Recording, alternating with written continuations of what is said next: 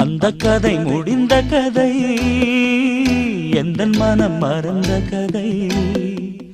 என்ன செய்ய விடுகதை போல் என்னுடைய பிறந்த கதை.